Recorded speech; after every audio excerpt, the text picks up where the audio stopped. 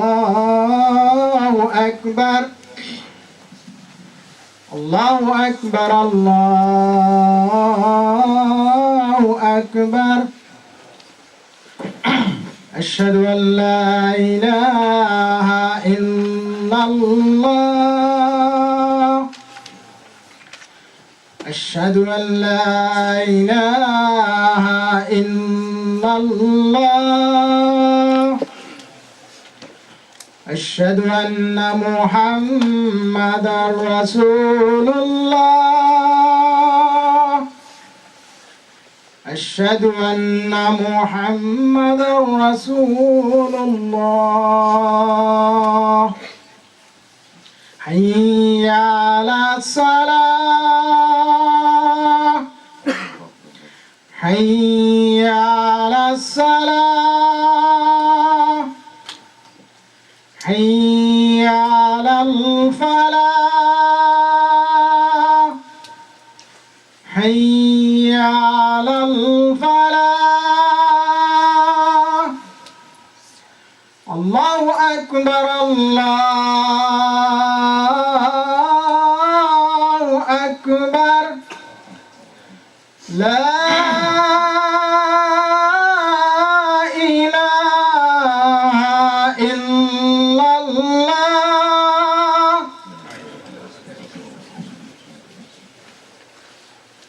الحمد لله نحمد الله ونستعينه ونستغفره ونتوب إليه ونعوذ بالله من شرور أنفسنا ومن سيئات أعمالنا ومن يهده الله فلا مضل له ومن يضلل فلا هادي له ونشهد أن لا إله إلا الله وحده لا شريك له ونشهد أن محمدا عبد الله ورسوله فصلوات الله وسلامه عليه وعلى أهل بيته الطيبين الطاهرين وعلى أصحابه الكرام الغر الميامين العلماء الأباد وعلى التابعين لهم بإحسان إلى يوم التناد يا أيها الذين آمنوا اتقوا الله حق تقاته ولا تموتن إلا وأنتم مسلمون يا أيها الناس اتقوا ربكم الذي خلقكم من نفس واحدة وخلق منها زوجها وبث منهما رجالا كثيرا ونساء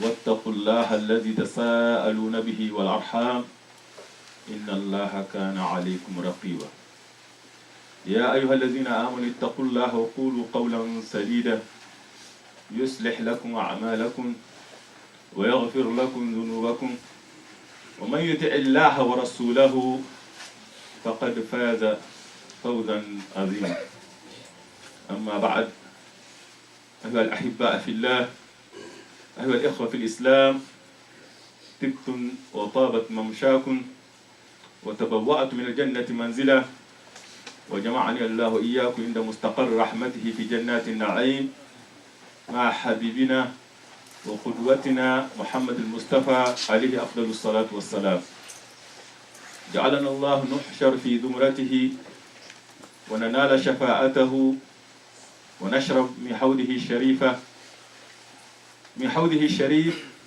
شربة لا نظمأ بعده أبدا أما بعد أيها الأحباء قد أذلنا شهر عظيم شهر مبارك أحد الأشهر الحرم التي قال الله فيها إن عدة الشهور عند الله 12 شهرا في كتاب الله يوم خلق السماوات والأرض منها 4 حرم ذلك الدين القيم فلا تظلموا فيهن أنفسكم.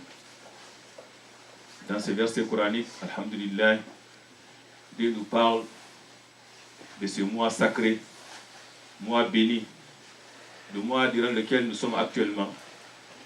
Car Allah, parmi ses innombrables sagesse, d'avoir rendu certaines périodes très spéciales durant lesquelles le serviteur peut vraiment se rapprocher de son Seigneur et voir ses péchés pardonnés par Allah. Parmi ces périodes, Il y en a qui sont bien connus, comme Ramadan, et d'autres qui sont moins connus. Parmi ceux qui sont moins connus, figure ce mois dans lequel nous sommes actuellement, qui est Shahrullah al-Muharram. Il est le premier mois du calendrier islamique. Il est l'un des 4 mois sacrés. Il est le mois aussi que Allah a annexé à lui, a référé à lui. Il dit Shahrullah al-Muharram.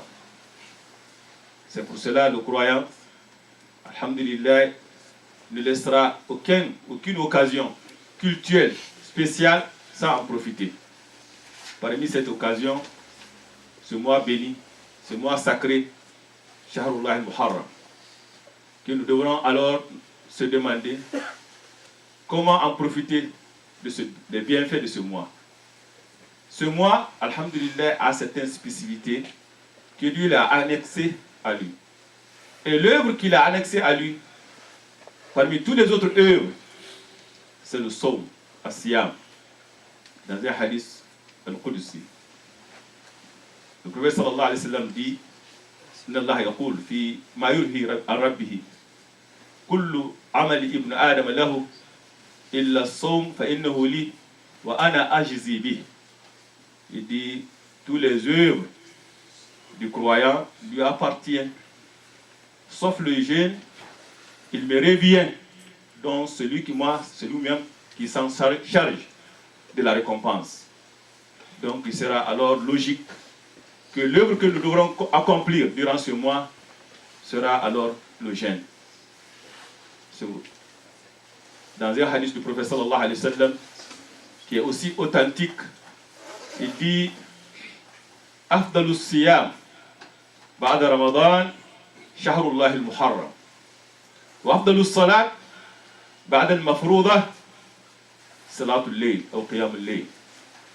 Dans ce hadith authentique qui a été rapporté par Bukhari et Muslim, le messager d'Allah dit le meilleur jeûne après celui de Ramadan, car il n'y a pas un jeûne obligatoire en islam si ce n'est Ramadan. C'est Ramadan seulement qui est obligatoire en islam. Tous les autres jeûnes, c'est que la personne, c'est une autre cause, que la personne formule un vœu ou une expiation où il doit rattraper. Mais le seul jeûne obligatoire, c'est Ramadan. À part de cela, tous les autres jeûnes sont surrogatoires. Parmi les jeûnes surrogatoires, meilleur d'entre eux, c'est celui qu'on a effectué, accompli durant ce mois, Al-Muharram. Et il dit le meilleur prière après celle de l'obligatoire, celle qu'on a accomplie durant la nuit. Donc c'est pour cela, hadith du prophète sallallahu alayhi wa sallam nous incite à multiplier le jeûne durant ce mois. Plus que ça soit meilleur, multiplier, plus c'est meilleur. Et si la personne ne peut pas multiplier le jeûne durant ce mois, il faut être très vigilant de ne pas laisser un jour durant ce mois t'échapper. C'est Ashura, le 10e jour de ce mois.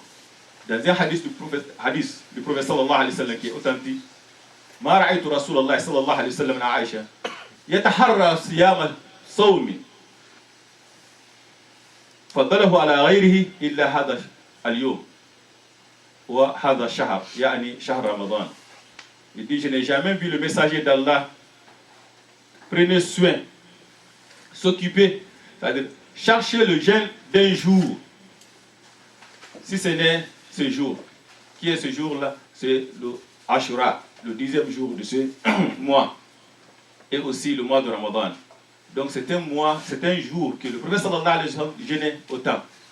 Et il y a beaucoup de bienfaits qui est attaché au jeûne de ce jour-là, qui est Al-Ashura. Dans un hadith authentique, يقول رسول الله صلى الله عليه وسلم أحتسب على الله صيام عرفة أحتسب على الله أن يكفر السنة التي قبله والسنة التي بعده وصيام عاشوراء أحتسب على الله أن يكفر السنة التي قبله. Dans ce hadith authentique, le messager d'Allah dit, je compte sur Allah d'expier les péchés de 2 années, l'année précédente et l'année suivante, par le jeûne de Arafat. Quant au jeûne de Ashura, je compte sur Allah d'effacer une année entière, l'année précédente. quel grand bienfait qu'on voit la rémission des péchés d'une toute année à cause du jeûne d'un seul jour. Ça, c'est un bienfait que Dieu nous a accordé. Ça fait partie de la sagesse d'Allah, afin de nous permettre, de nous donner des occasions afin de se rapprocher de lui. C'est pour cela que le croyant ne doit pas laisser cette chance l'échapper sans en profiter. Et la raison pour laquelle le prophète sallallahu alayhi wa sallam gênait ce jour, dans un hadith aussi qui est rapporté par Anas, radiallahu anhu, قال لما قدم رسول الله صلى الله عليه وسلم المدينة رأى اليهود تصوم عاشوراء فقال ما هذا اليوم؟ قالوا هذا يوم صالح نجى الله فيه موسى وقومه فقال أنا أحق بموسى منكم فصامه وأمر بصيامه. وفي رواية أخرى هذا يوم صالح نجى الله موسى وقومه وغرق فرعون وقومه فقال رسول الله صلى الله عليه وسلم أنتم أولى بموسى منه فصامه وأمر بصيامه. Que le messager d'Allah, quand il est venu à Médine, il s'est rendu compte que ce jour a été gêné, que les gens des livres, qui est les Juifs, gênaient ce jour-là, ils gênaient Ashura. Il demandait alors quel est ce jour. Il dit c'est un jour béni, c'est un jour heureux, où Allah a délivré Moussa et son peuple et a laissé noyer Pharaon et son armée. Le messager d'Allah dit, nous méritons mieux que vous d'imiter Moussa. Il gêna alors, il donna l'ordre de le gêner. Il y a d'autres hadiths qui disent que les Quraysh le gênaient même avant que le prophète sallallahu alayhi wa sallam arrive à Médine. Mais quoi qu'il soit, c'est un signe de reconnaissance envers Allah que les gens les Ahl-Kitab le gênaient et le prophète sallallahu alayhi wa sallam nous a demandé aussi de gêner. La meilleure façon de le gêner est ceci. Dans un hadith, le prophète sallallahu alayhi wa sallam dit إذا كان العام المقبل لأصومن التاسع أو أصوم التاسع فلم يأتي العام المقبل حتى توفي رسول الله صلى الله عليه وسلم. Il dit si je vis jusqu'à l'an prochain, je gênerai le 9e jour avec le 10e jour. Le 10e jour. Et le prophète sallallahu alayhi wa sallam est décédé avant l'année suivante. Donc les savants religieux disent que la meilleure façon de le gêner, c'est de gêner le 9e jour et ajouter cela le 10e jour. Il gêne le 9e jour avec le 10e jour. Et le minimum, c'est de gêner le 10e jour seulement. D'autres disent aussi que la meilleure façon de le faire, c'est de gêner le 9e, 10e et 11e. Donc c'est très important que cette chance ne nous échappe pas. Il faut en profiter et gêner. C'est un mois béni, un mois sacré qui fait partir des 4 mois sacrés. Dans un hadith du prophète sallallahu alayhi wa sallam, il dit Inna zamana qad istadara ka hayatihi yawma khalaqa Allahu as-samawati wal ard.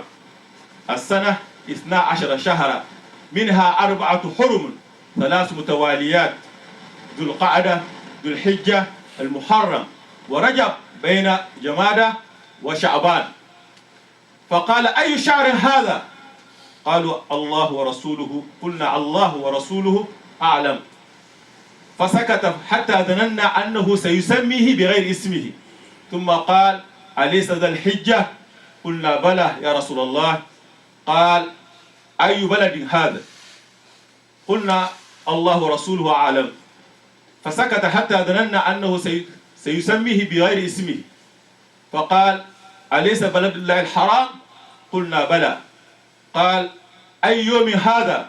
فقلنا الله ورسوله أعلم فسكت حتى ظننا أنه سيسميه بغير اسمه فقال أليس يوم النهر؟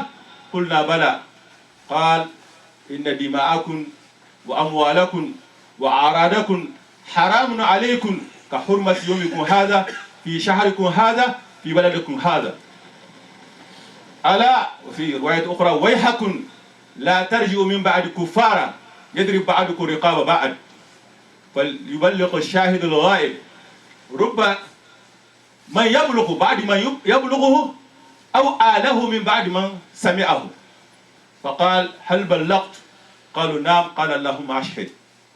Dans ce hadith du prophète sallallahu alayhi wa sallam qui explique le verset coranique qui dit La tadlimu fihinna anfusakum ne commettez pas de tort à vous-même durant ce mois. L'injustice est interdite en islam, mais durant ce mois est encore pire. C'est une faute très grave de le commettre durant ce mois. Le messager d'Allah dit que le temps est revenu à son état habituel. Il a accompli la révolution et il a atteint son état habituel. Et l'année comprend 12 mois. Parmi ces 12 mois, il y a 4 mois sacrés. 3 se succèdent, qui est Dhul Qa'ada, Dhul Hijjah, Muharram. L'un d'eux est entre Jamada et Rajab. Après, il demanda en quel mois sommes-nous? Les Sahaba disent c'est Dieu et son messager le savent mieux que nous. Le messager d'Allah alors se tue. Il dit jusqu'à ce de tel point, si bien que nous pensons qu'il va le nommer d'autres noms, qui n'est pas le sien. Le nom qu'on connaît, c'est un nom qui va donner d'autres noms que nous ne connaissons pas. Et il dit, n'est-ce pas Dhul Hijjah? Il dit oui. Il nous dit si, c'est Dhul Hijjah. Encore, il lui demanda, c'est quelle cité en sommes-nous? Et la réponse était Baladullah al-Haram. Et aussi, le jour, c'était le jour du sacrifice. Après, il dit, votre sang, vos biens, votre honneur vous ont sacré, comme est sacré ce jour-ci, dans votre cité-ci, en ce mois-ci. Donc, c'est des choses qui sont inviolables en islam.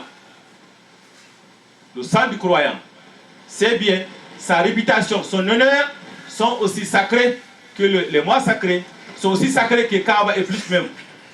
Ça, c'est très important. Donc, dans ce mois, spécifiquement, Dieu le Très-Haut nous dit de ne pas commettre l'injustice. L'injustice a des caractères très spécifiques en islam, car il est le seul œuvre, la seule œuvre que Dieu s'est interdit. Dans un hadith, il dit Inni haramtu zulma ala nafsi wa ja'altuhu bainakum muharrama fala tazalamu. Il dit je me suis interdit l'injustice avant de vous l'interdire, avant de rendre interdit entre vous. Donc ne soyez pas injustes les uns envers les autres. Et Dieu le Très-Haut peut laisser une communauté, peut laisser une nation, peut laisser un être humain commettre des péchés dans ce bas monde et lui accorde tous les bienfaits de ce bas monde, le couvrir jusqu'à la mort, sans rien faire sauf l'injustice. Sauf l'injustice. L'injustice, si la personne commet dans ce bas monde, ne retarderà jamais. Car Dieu le Très-Haut, on ne peut pas être passif, on ne peut pas être inactif devant l'injustice. On ne doit pas le commettre, mais on ne peut pas aussi être inactif envers. Et ça, c'est connu dans l'islam. Dans un verset coranique que le savoir religieux dit Ma kana rabbuka liyuhlika al-qura bidulmi wa ahluha muslihun. Dieu n'est point tel à détruire une cité injustement alors que ses habitants sont des réformateurs. Les savoirs religieux disent que une personne ou une communauté peut associer à Allah, il lui accorde les bienfaits de ce bas monde. Il peut être mécréant, il lui accorde la force sur cette terre, jusqu'à ce qu'il commette l'injustice. Quand il commet l'injustice, Dieu le détruira. Que ça soit croyant ou mécréant. Et ça ne soit pas dupé de voir une situation dans laquelle la personne commet l'injustice et Dieu lui accorde le délai. Car le prophète dit sallallahu alayhi wa sallam Inna Allah la yumli. Idha akhadha al-zalim lam yaflutuhu. فذكر قول الله عز وجل وكذلك أخذ ربك إذا أخذ القرى وهي ظالمة إن أخذه عليم شديد. Il dit Dieu accorde un délai à l'injuste. Il accorde un délai jusqu'à ce que quand il prend, ça sera définitif. Il ne l'échappera jamais. Et c'est pour cela l'être humain doit faire beaucoup attention à l'injustice.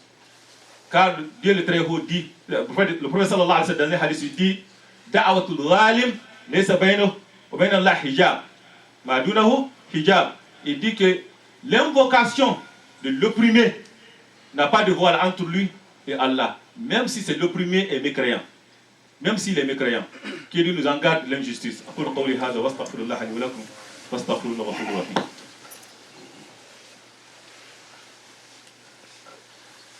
Alhamdulillah Rabbil Alamin. Wassalat wassalam ala al-mab'ous rahmatan lil alamin. Très chers frères et sœurs, dans ce verset coranique, Dieu le Très-Haut dit Fala tazlimu fihinna anfusakum. Ne commettez pas l'injustice à vous-même, vos propres personnes, durant ce mois, car l'injustice est quelque chose qui est très grave dans l'islam. Et les savants religieux disent, comme nous venons de dire, qu'une personne qui commet l'injustice ne serait qu'un croyant, Dieu le détruira. C'est pour cela, dans le Coran, tu trouveras toujours que les pharaons, les Thamoud, les Had, Dieu les a détruits. Ce n'est pas parce qu'ils étaient mécréants, non, parce qu'ils ont commis des injustices. C'est pour cela que Ibn Taymiyyah, dans une de ses interventions, il dit Inna al-ulama lam yatanaza'u anna aqibat al-zulm wakhima wa anna aqibat al-adl rahma. لذلك يقال بأن الله لا ينصر الدولة العادلة ولو كانت كافرة ولا ينصر دولة الظالمة ولو كانت مسلمة. Dans cette intervention, Ibn Taymiyyah est parti loin. Et c'est une personne, il faut connaître vraiment ses parcours. C'est une personne qui est très hostile à la mécréance. De voir que cette personne dit cette phrase est très étonnant. Il dit qu'il n'y a pas eu de discussion, de divergence entre les savoirs religieux, de dire que les conséquences de l'injustice sont désastreuses et que les conséquences de justice sont honorables, sont meilleures et sont bonnes. Et que Dieu se donne le devoir d'aider un état de droit, même s'il est mécréant. Et il se donne le devoir de détruire un état d'injustice, même s'il est croyant. C'est pour cela que quand tu vois de nos jours, ou dans l'histoire, une personne s'entêtée, il est au pouvoir pour plusieurs longtemps, tu dis, mais pourquoi jusqu'à présent il s'entête? C'est parce que son sort est scellé. Le jour où il a été injuste envers ceci et cela, Dieu ne le laissera jamais sortir honoré. Et c'est pour cela que c'est très important de faire attention à l'injustice. Et dans l'au-delà, car le seul juge, ce jour-là sera Allah, il n'y a pas d'injustice. Al-yawma tujza kullu nafsin bima kasaba. La dhulma al-yawm, inna Allaha sari'ul hisab. Aujourd'hui, chaque âme sera rétribuée selon ce qu'il aura acquis. Pas d'injustice aujourd'hui. Car Allah est prompt dans ses comptes. وندع الموازين القسط ليوم القيامة فلا تظلم نفس شيئا وإن كان مثقال حبة من خردل أتينا بها وكفى بنا حاسبين. Nous placerons alors les balances exactes. Aucune âme ne sera lésée en rien. Aucune âme ne sera lésée en rien. Ce fils d'un grain d'une moutarde, Dieu le fera venir. Et nous suffisons à dresser les comptes. Personne n'aidera Allah. Suffisons à dresser les comptes. Et le prophète sallallahu alayhi wa sallam dit La ta'uddunna al-huquqa ila ahliha hatta tuqad ashatul jalha min ashatul qarna. Il dit chacun de vous rendra son dû. Chacun de vous rendra son dû le jour de la résurrection. Personne ne rentrera au paradis avec une injustice à côté, sous son dos. Non. Dieu dit chacun de vous rendra son dû le jour de la résurrection. Même un mouton non cornu obtiendra réparation d'un mouton cornu. Donc c'est très important, l'injustice. Et c'est pour cela que le prophète sallallahu alayhi wa sallam un jour il dit Atadruna man al-muflis. قال المفلس فينا من لا درهم له لا متاع. قال المفلس في أمتي من يأتي يوم القيامة بصلاة وصيام وزكاة يكون قد شتم هذا وسفك دم هذا وضرب هذا فيؤتى هذا من حسناته وهذا من حسناته وهذا من حسناته فإذا فنيت حسناته قبل أن يقضي ما عليه أخذ من خطاياه فطرحت عليه ثم طرح في النار والعياذ بالله. Il dit, savez-vous qui est l'homme failli de ma communauté? L'homme failli, l'homme pauvre qui n'a rien. Les Sahaba disent, c'est un homme qui n'a pas de dirham, qui n'a pas d'argent et qui n'a pas de bien. Il dit non, l'homme failli de ma communauté, celui qui viendra le jour de la résurrection, qui aura accompli beaucoup de prières, beaucoup de jeûnes, beaucoup de zakats, mais il a insulté ceci, il a injurié ceci, il a versé le sang de cela, il a humilié un tel, on prendra alors de ses bienfaits, on donnera alors à ses victimes. Si c'est bien fait, s'il ne reste rien de ses bienfaits, on prendra les méfaits, les péchés des autres, on jettera sur lui et finalement il se trouve le feu de l'enfer qui nous encore. Donc c'est très important, l'injustice, Dieu se donne le devoir et de l'aider l'opprimé. Même si cela prendra du temps. Donc c'est pour cela, l'être humain fait beaucoup attention à l'injustice, mais surtout durant ce mois. Quand on parle de l'injustice, la pure de l'injustice, c'est l'association. Ya bunayya la tushrik billah, inna shirka la dhulmun azim. Mon fils, ne donne pas à Allah d'associer, car l'association est une injustice énorme. C'est Dieu qui a créé tout, et la personne dit non, c'est pas toi seul, voici cette statuette ou cette pierre, ou telle chose, tel animal, il va lui associer à Allah. Donc c'est très important, l'unicité est très importante. Et aussi le voisin. C'est pour cela que le prophète dit sallallahu alayhi wa sallam, Wallah la yu'min, man la ya'man jarhu bawa'iqahu. Il dit, il n'est pas croyant, celui dont son voisin n'est pas à l'abri de ses méfaits. Aussi l'injustice envers les faibles, surtout celui qui est sous ton autorité. Et souvent quand on parle de l'oppresseur, les gens parlent du président ou du ministre, ils s'oublient, car chacun de nous est responsable quelque part. Dans ton travail, dans cette mosquée, dans ton foyer, avec ta femme, avec tes enfants, nous sommes tous responsables quelque part. Donc soit, si tu sais que tu es capable sur l'autre, c'est que Allah aussi est capable sur toi, a le pouvoir sur toi, il t'attend au tournant. Donc que Dieu nous en garde à zulm.